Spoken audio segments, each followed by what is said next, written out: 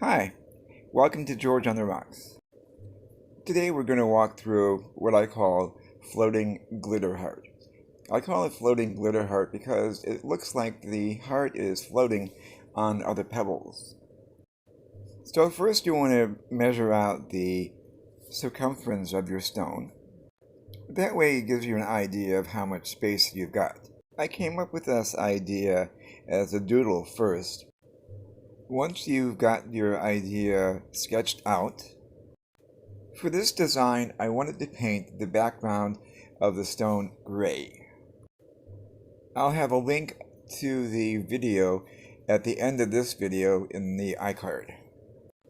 Transfer your design to your stone. In this case, I'm doing crosshairs, so it'll be easier to recreate the heart. If you're new to George on the Rocks, welcome. I present rock painting ideas for you to play with and have some fun and relax along the way. If you're returning, I apologize for the long delay in getting up another video. I was having problems with my phone. I ran out of memory, and that meant that I had to save up for a new phone so I could start doing videos again. I really love doing these videos, and it was a bummer that I had to take a slight hiatus, but now I'm back. So here I'm applying the first of two layers of titanium white. Once the white is completely dried, apply a first coat of red. Any red will do. In this case, I'm using Liquitex Primary Red. I'm using a angle brush first with the white and then with the red. It allows you to get a crisp line, but you could use any brush you want. Getting just a little bit of white on your brush, what you want to do is you want to trace over to paint in the highlight. Since the light source is hitting the stone or the heart from the left hand side, you need to put the highlight on the left side. A little bit of red in a circular motion, what you want to do is soften the effects of the highlight. Keep doing this until you're happy with it, until you get the highlight the way you want it.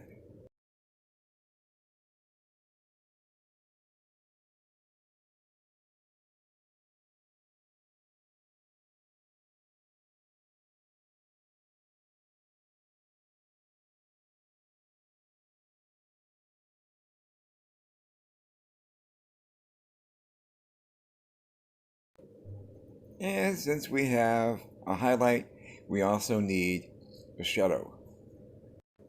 I'm using a little bit of burnt umber mixed in with red. It may seem a little scary to put something so dark on the heart, but trust me, it works out in the end.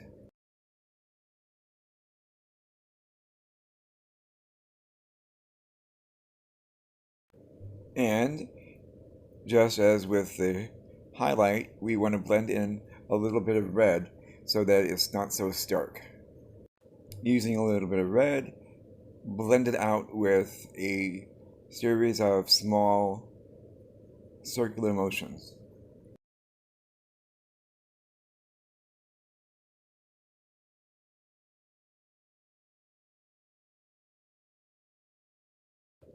After looking at it for a few minutes, I wanted to integrate more of the red into the heart.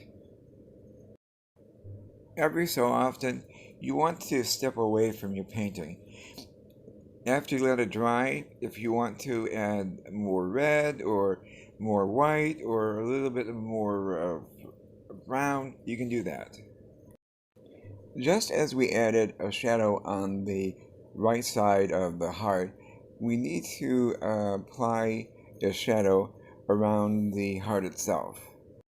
Using as fine a brush as you're comfortable with, use a little bit of black or gray, and I'll go over that in a moment. Thin it out a little bit with either water or matte medium. Paint a very minimal shadow around the heart. As far as color goes, you can either use black or a combination of ultramarine blue and burnt umber. The same colors you used, or I used, to paint the background. Again, there'll be a link to the video in the iCard at the end of the video. Once you're happy with the shadow, using a little bit of red, redefine the edges of the heart. Looking at the design and all those little pebbles, you may ask me, George, how are we going to apply all those details? It's actually rather simple. What you do is you paint between the lines, or on the lines themselves, without actually having to paint each individual pebble.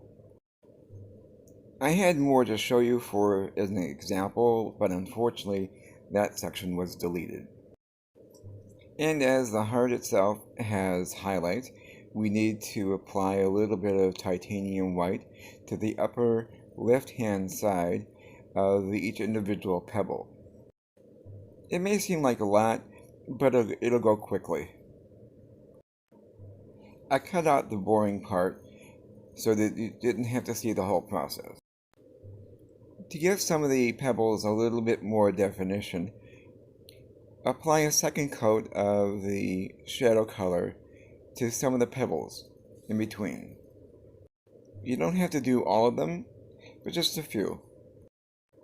The reason I did a background of pebbles in the grayscale is to introduce you to a type of artwork or technique that's called Grisaille. With a Grisaille painting, the background, once it's dry, you can apply washes to the background itself and change the entire look of the piece. Comment below whether or not you've heard of Grisaille or grayscale painting. To make the highlight pop even more, we're going to use titanium white. You can add as much white as you want. A little goes a long way.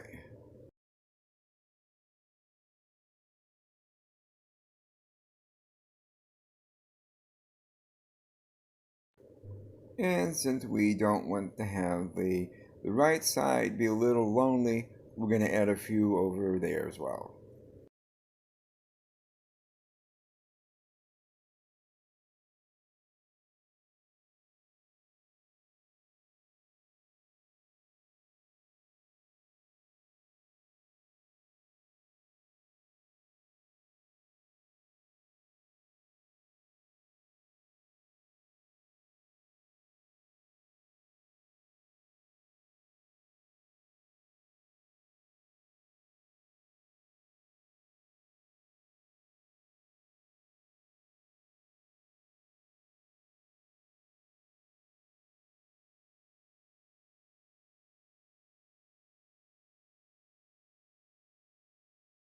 A little more white and we're good to go.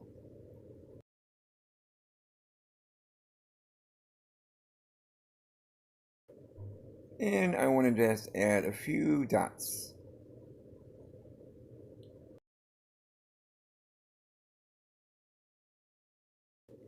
Using a little bit of matte medium and your choice of red glitter, I'm going to paint in a layer of that onto the heart. You can paint on one layer or two or three, however many you want, as long as you're happy with the end result. I really like working in the Grisaille or gray tone technique. With Grisaille, you already have the highlights, lowlights, and everything between already established. And with just a light wash, you can transform the painting that you already like to new heights. producing more depth and dimension. For this wash, I'm using a combination of matte medium and phthalo blue. If you want to just use water, you can go ahead and do that, but make sure it's a little bit of water, a little bit of water. That way you cut down the possibility of having any problems with the paint sticking to the stone. Leave a comment below if you're interested in learning more about painting in grayscale.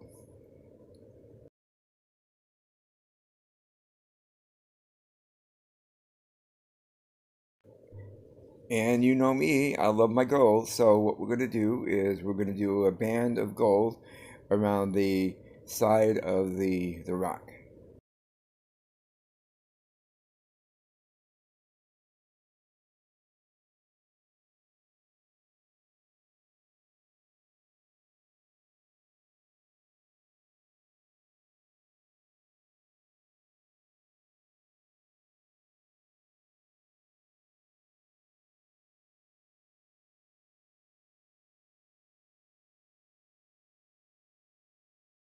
And don't forget, it's important to sign all your rocks.